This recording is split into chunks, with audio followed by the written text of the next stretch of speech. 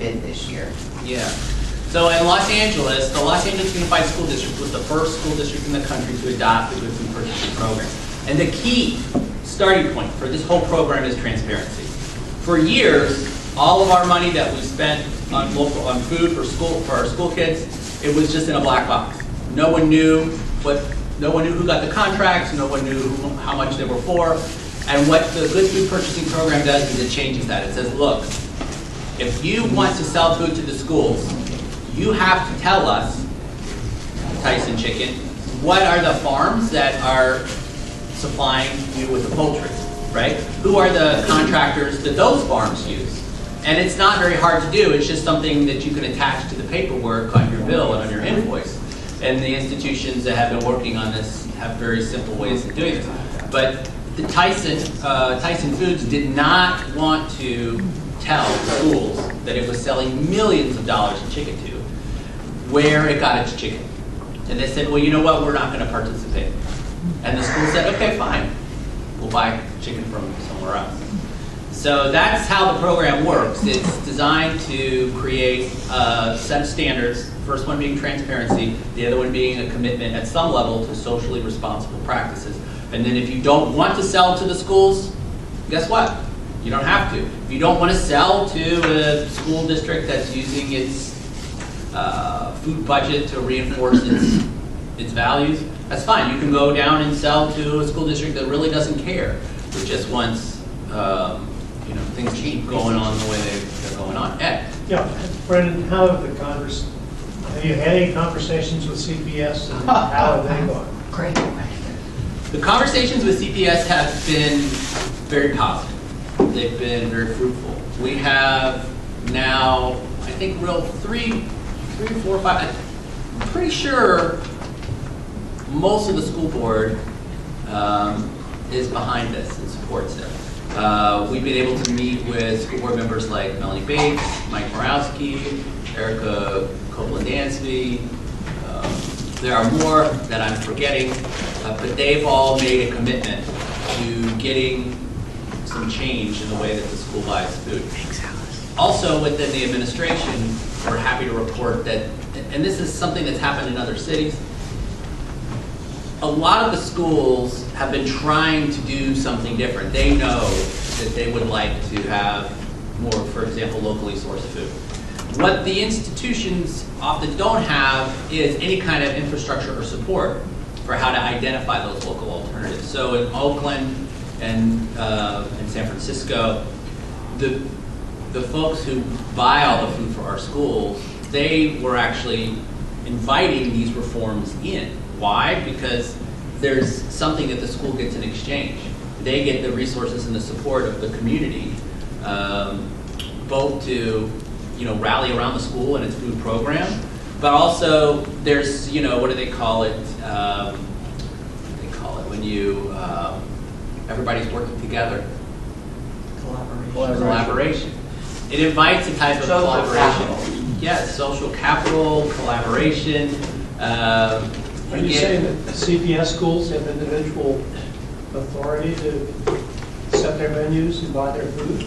No, from what I understand, the food purchasing is centralized at CPS. So what happened last year, late last year, got started early this year, is that the Cincinnati Public Schools food purchasing director agreed to go through what's called an assessment. They don't like to call it an audit. That sounds like a bad thing that you wouldn't want to have happen.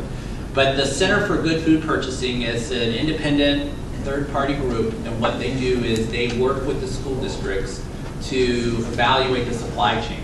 And what they do is they already have a lot of the information about most of the big players in the agricultural and food processing industry that are selling food to the schools. But what they allow for is, with a modest contract with this outside party, the third-party assessor can talk about and help clarify what is the corporate record with regard to the vendors in the supply chain. And they can help the schools to identify those companies in the supply chain that have, for example, significant labor violations. And so that happened in Cincinnati, and for about 9 months or more, Cincinnati Public Schools worked with the Center for Good Food Purchasing to do what's called an assessment. And I have, for those of you who might be interested, I have some of the results of that assessment. And I think one of the reasons we're so happy to be here, I'm happy to be here on behalf of the coalition, is on December 17th, at the school board meeting at 6:30, the food services director will be sharing the results of the assessment with the school board members. So this has been an ongoing process with the community coalition that we're working with, the CPS board members who are supportive of it, and then the staff members who will be charged with, this really challenging but interesting task of taking these social responsibility standards and baking them into the way that the school provides its food.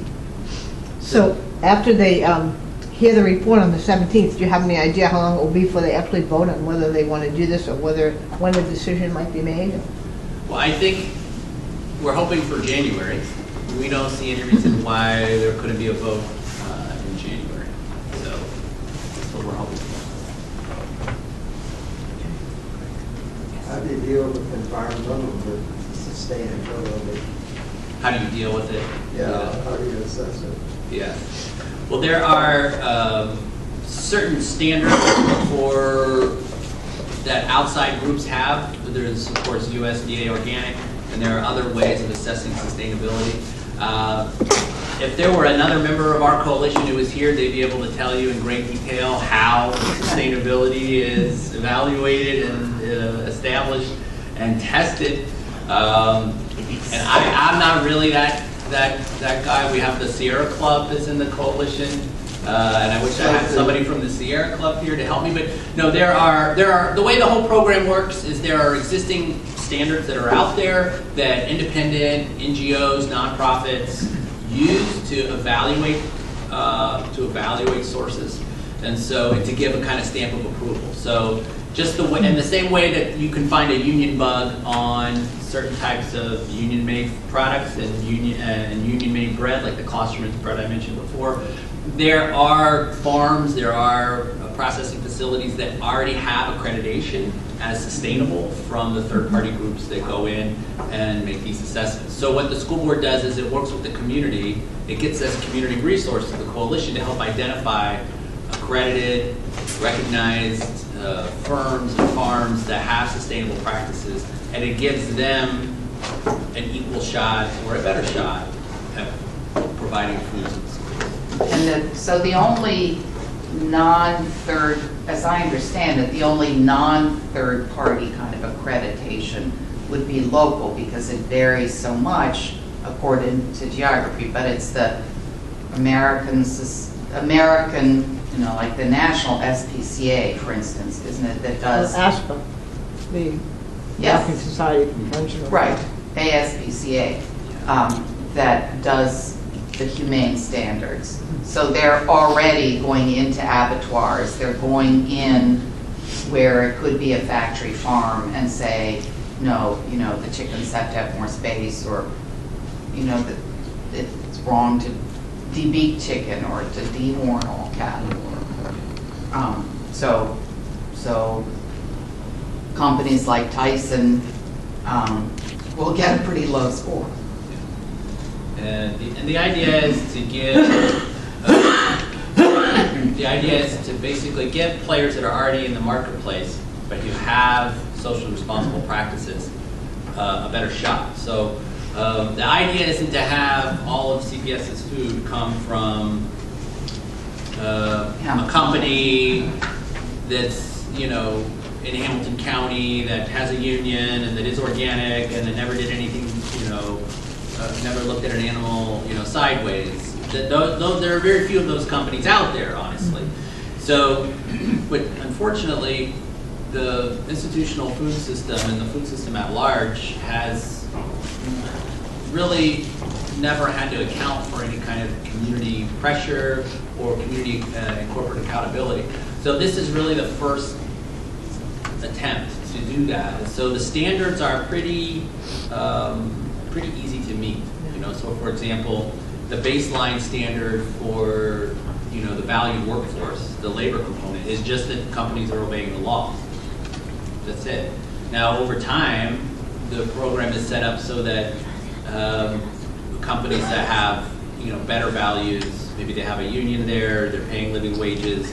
The idea is to slowly, over time, increase the standards and the expectations that we have. But for the most part, the standards are fairly easy to meet. And so what's going to happen on December 17th is that the Center for Good Food Purchasing is going to talk about kind of where CPS is with its current set of practices. And so how are those reflected? So what we find is that CPS has met the initial baseline for nutrition.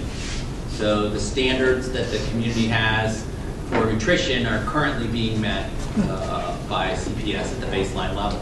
But for all the other categories, the school has a ways to go, which is not unusual. They have been, they've had the shots called by the distributors for a long time, and so the distributors are picking the sources, picking the vendors. They manage the supply chain based on their bottom line. And they turn around and tell the school, well, this is your bottom line too. And so what happened in California and what's now happening in other places across the country is that the school leadership is saying, no, it's our money. We are paying. We get to say what values you're going to use and how you're going to decide which vendors qualify to be selling food to the schools. So one of the things that we're hearing from California is that they expected a lot of resistance from the distributors, but in fact, the distributors are saying, oh, this is what we have to do to get this, the biggest contract in the state? Okay, that's what we're going to do.